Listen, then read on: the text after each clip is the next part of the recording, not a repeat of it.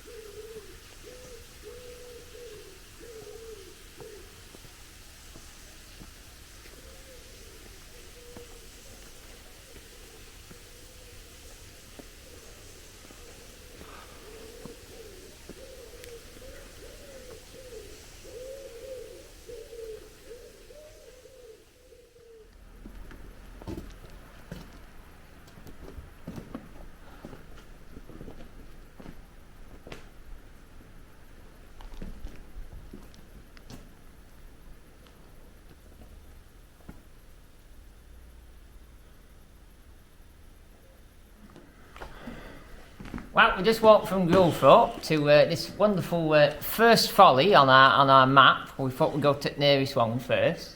We're on the right side of the stream coming from Grillthorpe. And this is Mulberry Castle. Well, obviously it's a ruin of a castle, but not a real one. This was built in probably the late 1700s, early 1800s. So it's never been lived in, but it's always been enjoyed like we are now, walking in it and looking at it. You know, and looking at all the details in it and all the right views across the fields. And then looking behind us into the valleys, looking towards Massam. It's pretty cool. This is. It's something we'd like at T Towers in the Woodlands. So we could come out and we could probably light it up a bit like Muncaster Castle and have some scary sounds in it at Halloween and invite Dan Dixon down to do a bit of ghost hunting. But there you go. We'd probably end up being in more of a theme park than what this is. But yeah, it's really good. And apparently there's lots of these. There's about 5 altogether. And some are more interesting than others. But this is the first one on the T map today. And actually we're walking this at like 9:30 at night on a Wednesday evening in July. So it's still light, and we've got the DJI, so it's making it quite light. The Canon won't be able to do this; it'd be too dark for it. And as you can see, I'm actually in a coat, and yesterday was the hottest day, and I was in Ripon, and it's 39 degrees. I'm wearing a coat now because it's gone a bit cooler. It also keeps the mosquitoes and stuff off you as well. Well, we might try and find another one tonight, or we might, the next time you see me in Hackfall, it be in the daytime on another day, because we've promised T's mum would be back by a certain time before she starts rowing. So yeah, and through there there's a massive tree what looks like it's been struck by lightning, what we're going to have a look at.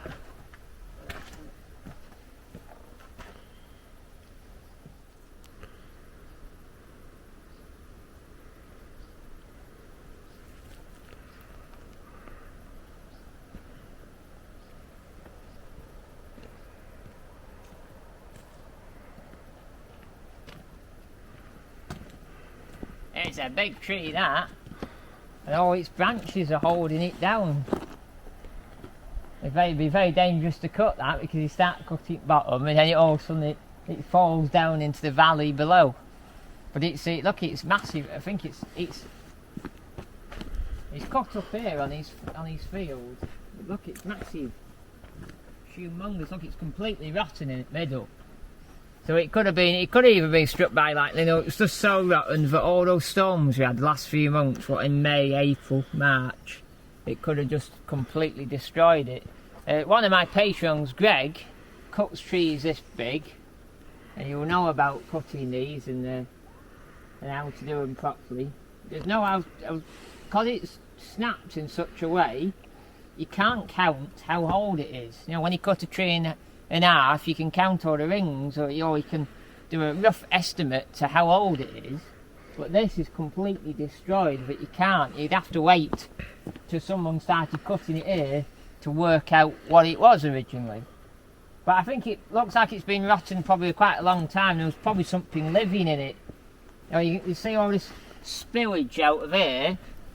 I bet something was living in that. That's like, it's like a badger, it chucks all its stuff outside when it has a badger's clear out, its den, it clears out its den. Or it could have been an owl, but I think it's too low for an owl. An owl would be higher up in the top bits. But yeah, it looks like it's been rotten a long, long time, and then the wind's totally destroyed it. But just think, all that wood there, farmers started cutting it up on his land on that side. But just think, that's probably, if me and cameraman cut that up for our 3 coal fires in the house, it probably lasts us. Probably lasts us not as long as we'd think it lasts us, because once it gets cold, you have a fire every night and you're burning it 24/7. But I reckon you could get a few years out of it.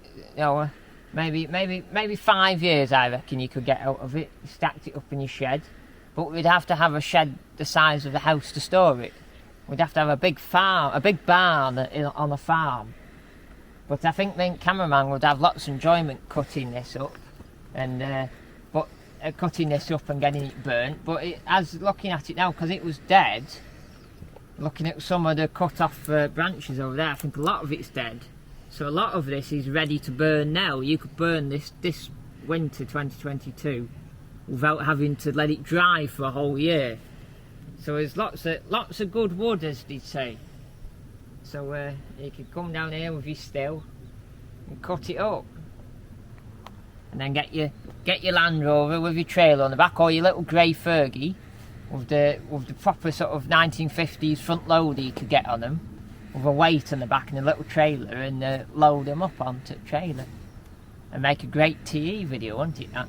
Living off the land, collecting firewood. But I think we're gonna, looking at this, we might have a look further down at Valley, but I think it's probably too late to go any further than this tonight, because we need to get back for TE's man. And then we'll come back another day, and you'll probably see me in probably a different light, a bit brighter. And it was meant to rain, and it's quite dark tonight. It was meant to rain tonight, and it hasn't done. Touch wood. It hasn't done. It won't do for any longer. But it might be raining next time we come in, and we might come in at a different angle, because I'm sure when it's wet in here, it's quite Tetris, because it's all ups and downs. It reminds me of the woods around the Wufferton to Bewdley line, what I filmed last year, what was very muddy once you get into forest, looking in the bushes for hidden railways.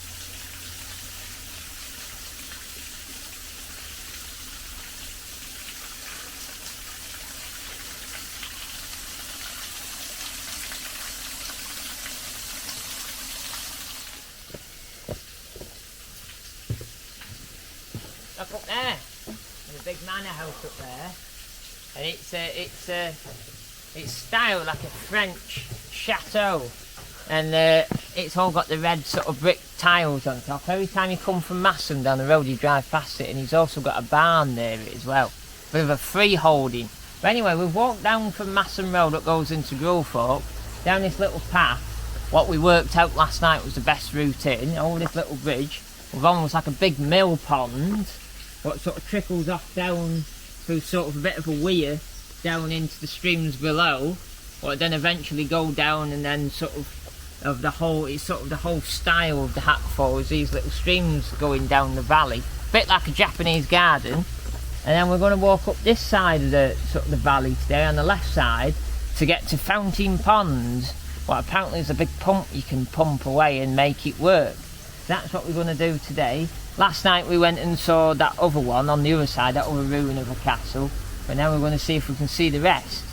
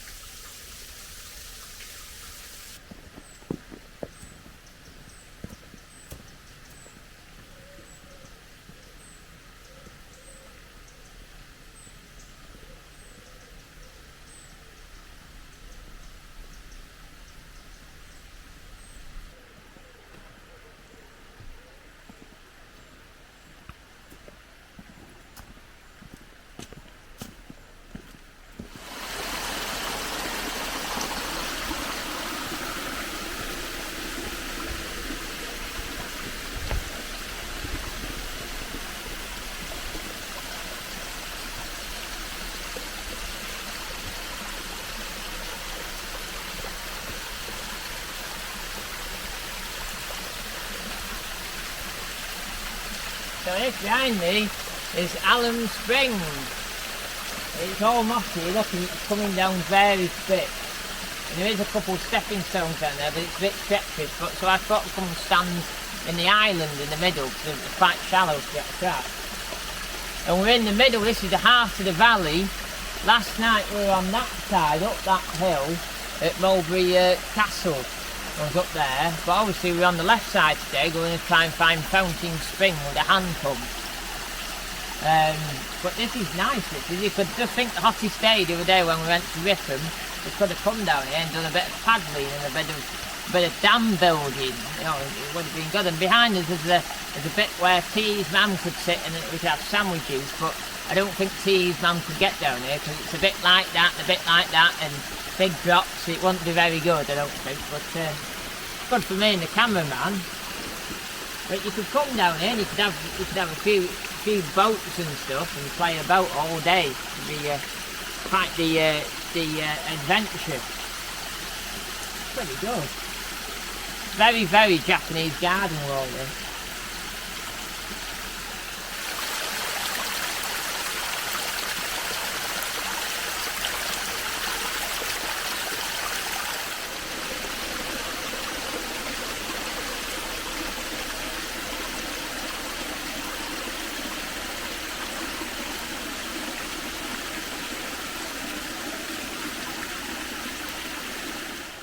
So I'm down next to along the banks of the river here. I think Masson's up there, and then this goes all the way down to Ripon. It's a big river. Got some wood in the middle, so you can expect in the winter here the water could be over my head where I'm stood in the winter. And it does say that all of this landscape has been destroyed and decaying over many years with floods. It's really destroyed it in a lot of ways ever since when it was sort of up and running. But we're going to go and walk up behind us to Fisher's Hall. What's a nice little ruin.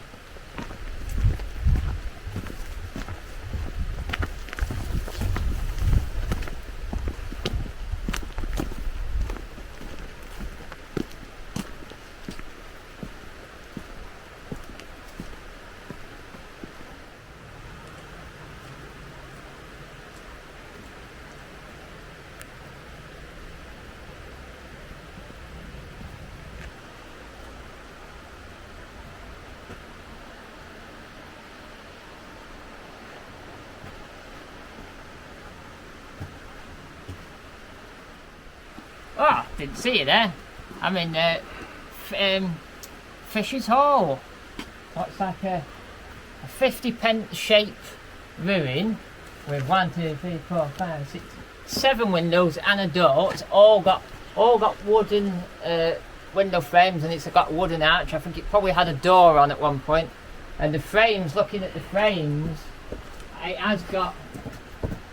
it probably could have had a window in at some point, or it could have always been open, but it's been repaired and some are falling out. It's quite a shame really, they need refurbing and getting, but maybe they like the decay look, so they leave them, but they're very strong. But like this one here needs a proper man to get it nice and curved and put it in, you know, that water where they get them curved and tanned up and then put in.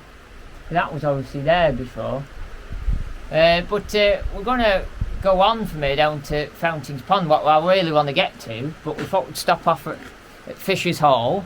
It's a bit like something you get in Wind in the Willows, you know, you could imagine sort of, this could be in the bottom of Toad's garden, and he'd come down here when he has one of his obsessional moments, but he likes having ruins, and he'd be down here with Ratty and Mole next to him, and his obsession, he'd be like, oh look at this, all my ruins, before he finds something else he really likes. We're going to go up there and then up the valley to Fountains Ponds next. So that's what we're going to do.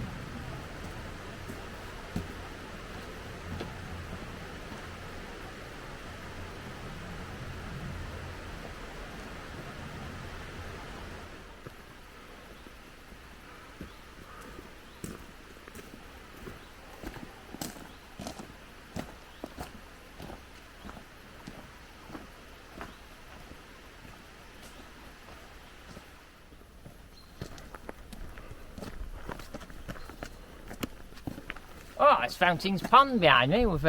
It's got an island on it with a fountain in it. And it's got a pump somewhere. I think it's up there. There's a bit of a pump so you can make it work.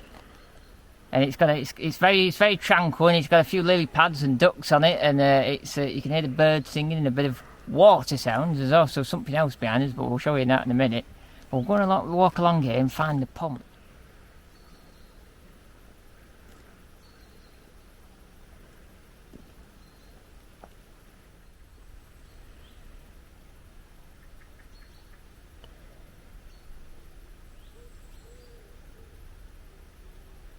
Full fountain history. The fountain at the pond was originally created in 1756 as part of William Asleby's master plan for Hackfall, but had stopped working by the early 1800s. The original oak and elm pipework displayed below was found during the pond fountain restoration work in 2007. So that one there is original wood pipework for the fountain. And you can see it's double skinned there of wood, of pure oak. And down here, when they refurbished it, that's a man there, look. Made by hand 250 years ago. On here, the fountain was restored to full working order in 2010 using modern pipework and gravity-fed system filled from natural spring on the hillside above. So that's up there. Activate the fountain using the pump to the right. Not the big handle there, big T-bar. We're going to get some pumping action done. 6 to 10 good pumps required. The system takes about 10 minutes to refill between cycles. If you hear a whistle when pumping, it's still refilling. Wait a few minutes and try again. It's worth the effort and the wait. So it's all about the waiting game. It's like when you go bashing, you have to wait till you get rewarded. So we're gotta get pumping. So I'll give that to the cameraman. This is, if you wonder what this is my EDC pouch when on the road. So we'll get on here. So I'm going to pump here, and that island there is going to have hopefully a big stream of water.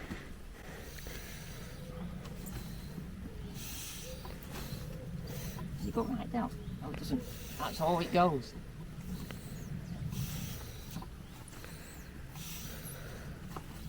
Good job I had my Weetabix this morning.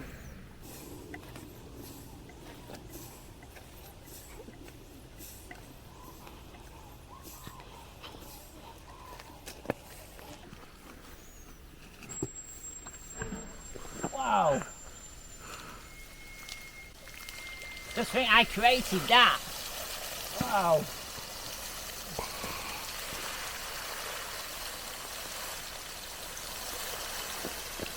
Wow, it's like a big 20-foot stream of water done by Thomas Edwards' own muscles. Wow, that's pretty good, that is. We need that at T Intelligent back garden.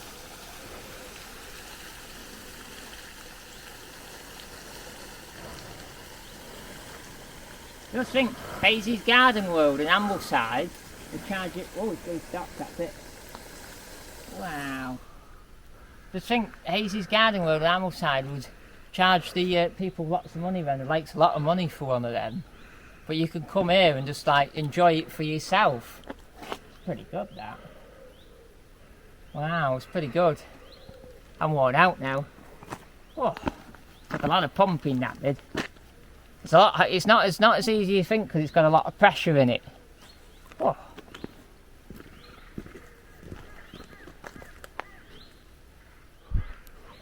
Right, after that much excitement, let's get behind us. There's a rustic temple that we need to go and see.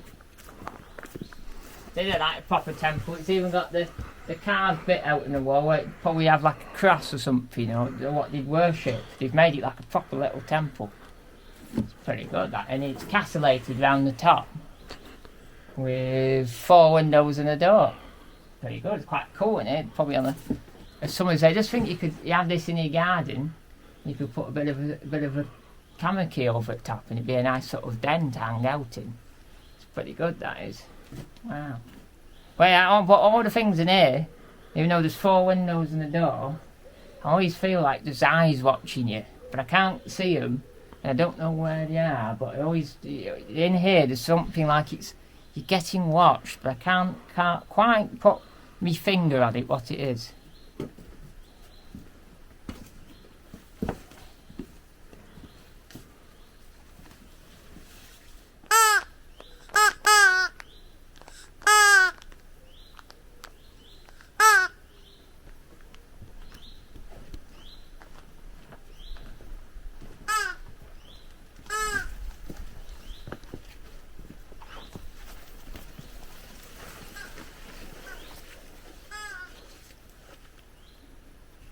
So that's Fountain Ponds done. We've had a good squirt of a fountain now, a good 20 foot, maybe a bit more, maybe about 30 foot high stream of water.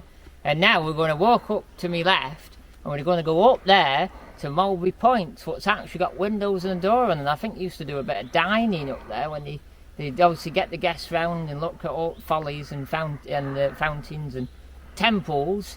And then they get them up there and have a big loads of quality nose bags. So that's what we're going to do, but I don't think there's any nose bag on today.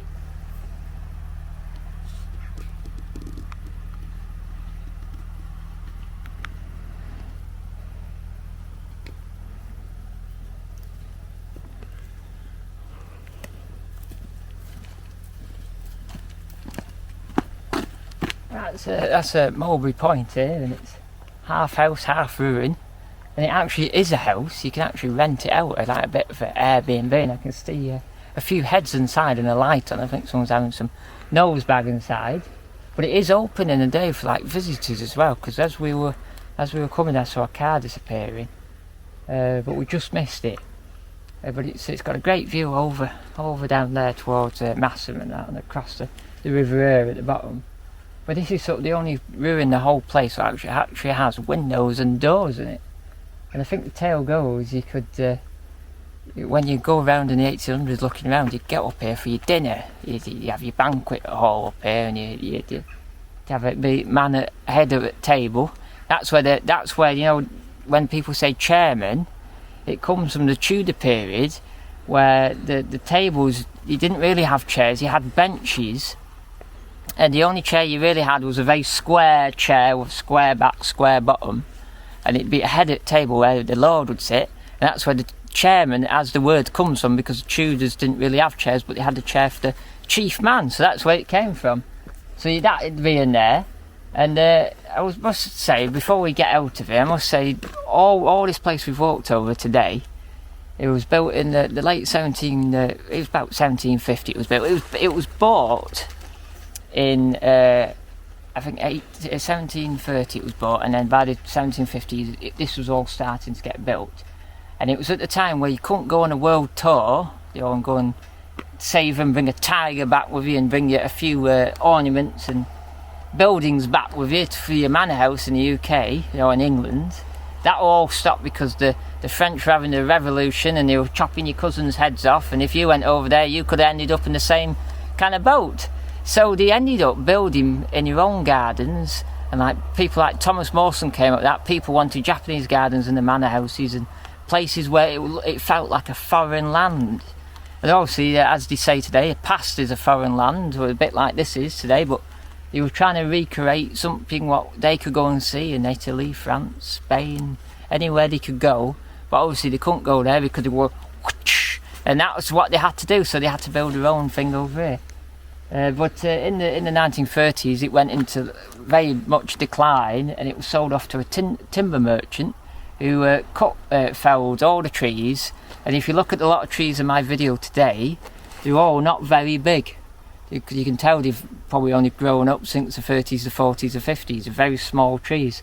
There's not many big trees left. So a lot of them were just ripped out, but obviously left the buildings. There were no interest in them because cash is king and timber was cash, so we just ripped it all out.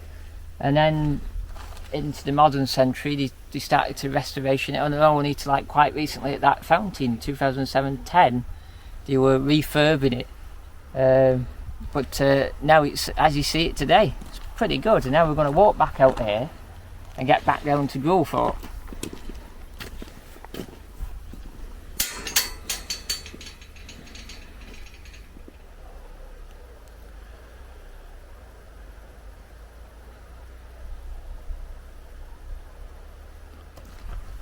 road, isn't it? Through in here.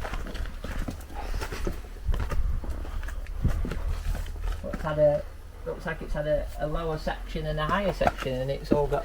It looks like it's been plastered at some point. It's actually concrete. That's pretty good. It's like the garden shed for Mulberry Point. Pretty good. That was all the summer house or your writing shed, but maybe it was always a room like the rest of them were. But down here, look, this is your parking for Mulberry Point. So when you come and stay Airbnb, you can park here with your car. So we could park Olivia here, or one of the Gordon or JJ the MGZR. We could park them here. But I don't think we could turn up in a TE Silver, Rolls Royce Silver Spirit. I think it's a bit long to get in there. I think the farmer will be annoyed with people trying to edge around the back of the roller parked here. I don't think that'll quite go down the same as having a small car. But anyway, we're going to head off down here back into the village, and apparently we're going to go into Massam tonight and have a bit of fish and chip nose bag. Apparently that's the plan, I've been told. So that's what we should get off to now. It's nearly 5 to 5, so it's about right to go and get a bit of nose bag as well.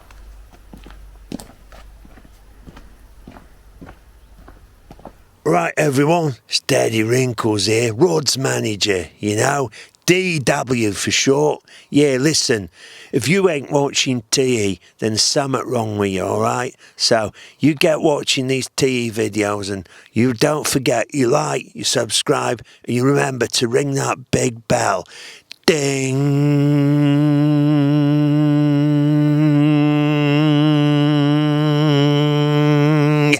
Yeah, nice one, my son.